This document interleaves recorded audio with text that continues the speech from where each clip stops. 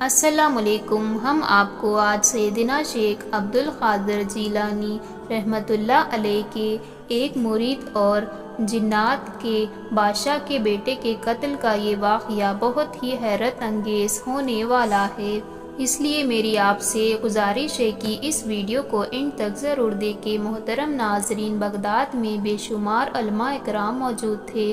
انہی میں سے علماء اپنے شاگرد کو دین کی تعلیم دینے کے لیے نماز جمعہ کے بعد ان کو لے کر وہاں قبرستان کی طرف جاتے اور فاتحہ خوانی کرتے اور وہیں پر اپنے تمام شاگرد کو درس عبادت بھی دیتے کہ دیکھو، انسان دنیا میں وقتی طور پر موجود ہے اور اس کا آخری ٹھکانہ تو یہی قبر ہے۔ اسی طرح وہ تمام شاگرد کو قبرستان لے کر جاتے اور دین کی تعلیم دیتے۔ معمول کے مطابق ایک مرتبہ نماز جمعہ ادا کرنے کے بعد وہاں اپنے شاگرد کے ساتھ قبرستان کی جانب فاتحہ خوانی کرنے کے لیے نکلے۔ ابھی چلتے ہی جا رہے تھے کہ راستے میں ان کو ایک کالی سی چیز اپنی طرف آتی ہوئی نظر آئی۔ دور سے تو وہ ایک کالی رسی لگ رہی تھی، لیکن قریب جا کر دیکھا تو راستے میں ایک سانپ تھا جو کہ ان کا راستہ روک کر کھڑا تھا اور ان کے منہ ایسے کھلا ہوا تھا جیسے وہ سب کو نگل جائے گا، یعنی وہ ان سب کو نقصان پہنچانا چاہ رہا تھا۔ عالم صاحب اپنی شاگرد کی حفاظت کے لیے قریب جا کر اپنے عصا سے سانپ کے منہ کو کچل دیا۔ اس کے بعد جب وہ آگے بڑھنے لگے تو دور سے ریت کا ایک طوفان ان کی طرف آتا ہوا نظر آیا۔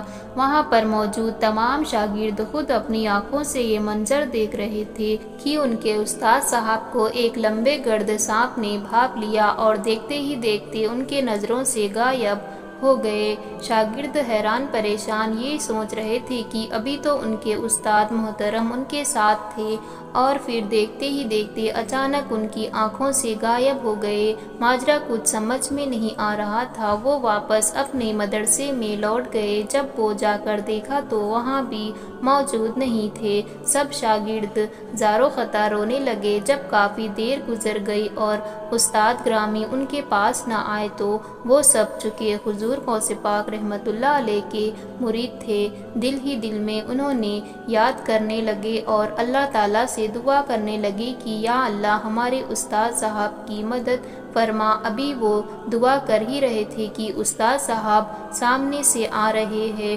ان شاگرد نے آگے بڑھ کر استقبال کیا اور اس واقعے کے مطابق دریافت کیا کہ آپ کو تو اپنی آنکھوں سے اس گرد غبار میں غائب ہوتے ہوئے دیکھا تھا جس نے آپ کو گھیر لیا تھا۔ وہ مٹی کا طوفان کہاں سے آیا اور کہاں لے کر چلا گیا تھا، ہمیں یہ بات کچھ سمجھ نہ آئی۔ استاد صاحب مسکرائے ہوئے فرمانے لگے، جب مجھ پر غبار چھایا تو میں بھی ان کے لیے ہکا بکا ہو گیا تھا، لیکن وہ غبار مجھے لے کر ایسی جزیرے پر چلا گیا جہاں چاروں طرف پانی ہی پانی تھا اور خشکی بہت کم تھی۔ دراصل وہ انسان نہیں تھے، مجھے پکڑ کر لے گئے تھے، وہ جنات تھے۔ پھر دریا میں مجھے گھوڑا دے کر اپنے بادشاہ کے پاس لے آئے۔ وہ سب بہت غصے میں تھے۔ مجھے بات سمجھ میں نہیں آ رہی تھی کہ انہوں نے آخر ایسا کیوں کیا، مجھ سے ایسا کون سی گستاخی ہو گئی تھی کہ جنات اتنے ناراض ہیں۔ جب میں تھوڑا سا سنبھلا اور معاملے کی نزاکت کو میں نے جاننا چاہا، اپنے سر کو اٹھا کر جو دیکھا تو وہاں جنات کا بادشاہ بیٹھا ہوا تھا جو انگارہ برستی ہوئی آنکھوں سے مجھے گھور گھور کر دیکھ رہا تھا۔ وہ ایک ننگی تلوار لیے تخت پر بیٹھا تھا۔ اب بھی مجھے بات سمجھ میں نہیں آئی تھی، لیکن جب دوسری جانب دیکھا تو میرے سامنے ایک نوجوان مقتول پڑا تھا جس کا سر زخمی اور جسم سے خون بہہ رہا تھا۔ میں نے اس کے مطابق سوال کیا کہ یہ کون ہے؟ اس نے میری طرف غصے کی حالت میں دیکھا اور کہا تھا تو نے اس نوجوان کو ناحق قتل کیا ہے۔ مجھے تو بات ہی سمجھ میں نہیں آ رہی تھی کہ میں تو اپنے شاگرد کے ساتھ قبرستان جا رہا تھا فاتحہ بنی کے لیے، میرے سامنے تو ایسا کوئی نوجوان نہیں آیا جس کو میں نے مارا ہو۔ یہ کون ہے؟ خدا کی قسم میں نے اسے قتل نہیں کیا، بلکہ میں تو حیران ہوں، آپ کے ہاتھوں نے مجھ پر الزام لگایا ہے اور مجھے اغوا کر کے یہاں لے آئے ہیں۔ جنات کے خادم کہنے لگے کہ اس کے ہاتھ میں جو عصا ہے وہ بس اس بات کی دلیل ہے کہ اس نے ہی قتل کیا ہے۔ مجھ سے جب اس خون کے بارے میں پوچھا گیا تو میں نے کہا کہ میں تو اس نوجوان کو قتل نہیں کیا، میں نے ایک سانپ کو ضرور مارا تھا، یہ اسی کا خون ہے۔ بادشاہ کہنے لگا، اے عالم، تو عالم نہیں ہے، تو نہیں جانتا تو نے کتنا بڑا گناہ کر دیا ہے۔ میرا دل چاہ رہا ہے کہ تلوار اسی وقت چلاؤں اور تیرا سر تیرے جسم سے الگ کر دوں۔ وہ جس کے سر کو تم نے کچل دیا وہ سانپ نہیں تھا بلکہ وہ میرا بیٹا تھا۔ یہ سنتے ہی میں ہقا باکا رہ گیا، یعنی میں جنات کے بیٹے کو مار دیا تھا، اب تو یہ مجھے نہیں چھوڑیں گے، اب تو یہ اپنا بدلہ ضرور لیں گے۔ پھر وہ قاضی کی طرف متجاوز کی، میں نے اس نوجوان کو ہرگز نہیں مارا، مجھے نہیں معلوم تھا کہ اسے سانپ کے روپ میں کوئی جن ہے، اور چونکہ وہ ہم پر حملہ کرنے والا تھا لہٰذا اپنے بچاؤ کے لیے میں نے اسے مار دیا۔ قاضی نے کہا کہ تم نے جنات کے بیٹے کو مارا ہے اور اس کی سزا تمہیں ضرور ملے گی۔ قاضی نے میرے قتل کا حکم دے دیا۔ بادشاہ نے جیسے ہی قاضی کا حکم سنا تو وہ تلوار کھینچ کر مجھ پر وار کرنے لگا، بس میں نے خل پڑھ لیا،